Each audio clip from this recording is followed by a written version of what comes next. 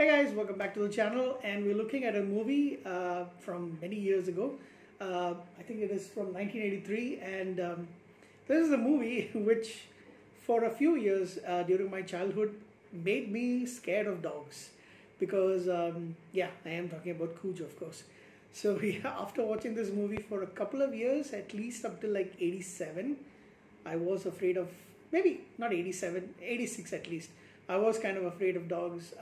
Of course, since then, my my thoughts on canines have changed quite a lot. I've had a couple of dogs that I've taken care of, and you know, my cousins and my sister has a pug right now. I know he's just a little thing, but a couple of my cousins have dogs as well. So, like, you know, I'm a dog uncle, if you want to call it. Anyway, we're talking about Cujo from 1983, based on the Stephen King novel. Although they have made some changes, two major changes. One is the ending. The ending is a lot more brutal, sad, and dark in the book. I remember reading the book a couple of times. I don't think I have the copy of. I don't think I still have my copy of Cujo. But I have read the novel a couple of times, and I might have sold the book a while back. But yeah, I think it's something which I can get back into my collection sometime soon. I don't really read books that much anymore. So one is the ending. It's a much more happier ending for the humans, at least for the family in this movie. I think because at that time they didn't think that such a dark ending could actually go well with the audiences. The other thing is the nature of the disease. In the book, it's a lot more dark. It's a lot more supernatural kind of a evil that actually is inside a bat, and that is what bites into Cujo on the nose, and that is how he becomes the evil dog that we see in the movie.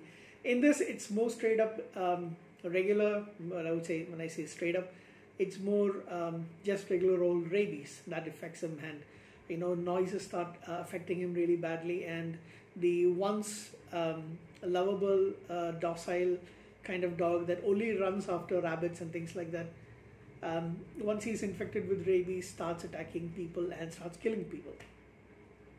So yeah, this is like I said, it's a pretty old movie from 1983.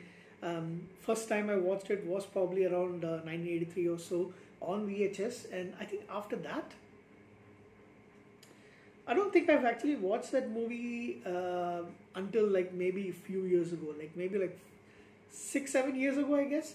And I was trying to watch it once again, and I did get a chance to watch it on streaming services. And yeah, this is possibly my third time watching this film. So it's not a movie that I've seen many times, but 3 times is good enough.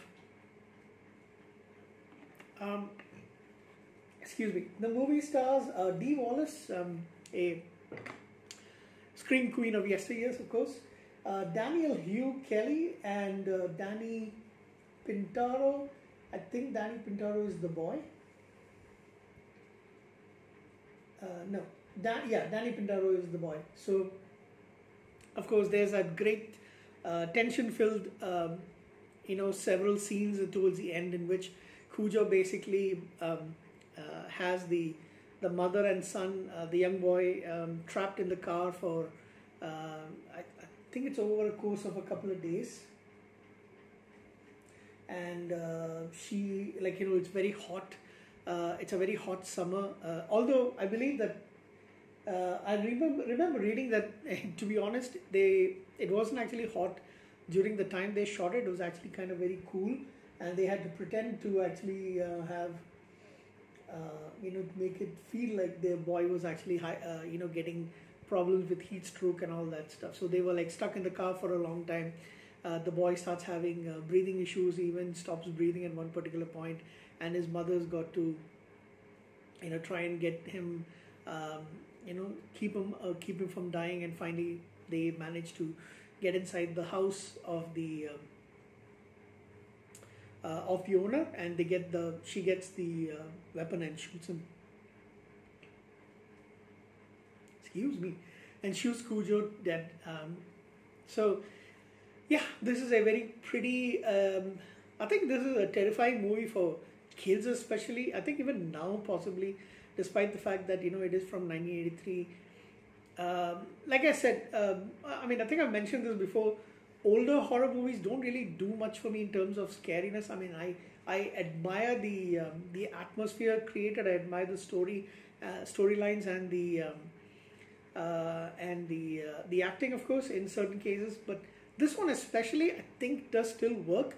One, because there's nothing supernatural about it. It's something that can happen to a dog, especially in the wilderness. And a lot of us who've raised dogs have this fear, like, that our pet might get bitten by a stray dog, or one that has got rabies, and you have to put the dog down and all that. So I used to be scared about that when I had my golden retriever, because she was raised mostly outside of the house, mainly because of problems with my mother, who back then used to be really scared of dogs, and she didn't really like dogs. She's changed her mind since. But yeah, so that kind of fear was always there on my mind. But my dog lived for 11 years, and unfortunately, she actually passed away because of pneumonia, and not anything like rabies. But I used to be shit scared, especially at night when I'm not really around, when nobody's around, and we can't actually have keep her completely confined. So what if a stray dog does manage to jump the gate and get into our house? But none of those things actually happen. So I'm pretty happy about that. So yeah, Cujo is I think can be scary, especially for kids. Even now, I don't have anybody in my family who have ever made them watch Cujo at any particular point in time, but I can possibly see kids getting scared of this kind of a movie. But yeah, so overall, of course, there is the unfaithfulness factor that's also plaguing the family. They are at odds because the wife, played by Dee Wallace, is having an affair with an old friend of her husband's, who is doing some work for them. I think his name is Christopher Stone. Steve plays Steve Kemp, and in the movie there's a little bit more vulgar way that he actually lets the husband know. This time it's not that. He just goes and destroys the house when he doesn't see anybody there. But yeah, that also plays on the factor. But like I said, the book is a lot more darker, and in the book the boy dies, not because of the dog, basically dies because of heat stroke. But this one, it's more, although they kind of just show the end where she brings the boy towards the father, but he does survive. Yeah, so very good horror movie from the early 1980s, 1983, like I mentioned, based on the novel by Stephen King. I think I'm going to give this movie it's kind of really effective even now, so I'm going to give it an 8 out of 10. So, I'm never bored about this movie, even though I haven't really watched it too many times, but I think it is really something that I can watch multiple times down the line. So, even though there has been a big gap between my first watching of this movie and then my second, the third time, which is actually right now, so it wasn't that many years in difference. So probably won't be going another 4 or 5 years before I actually rewatch this movie again.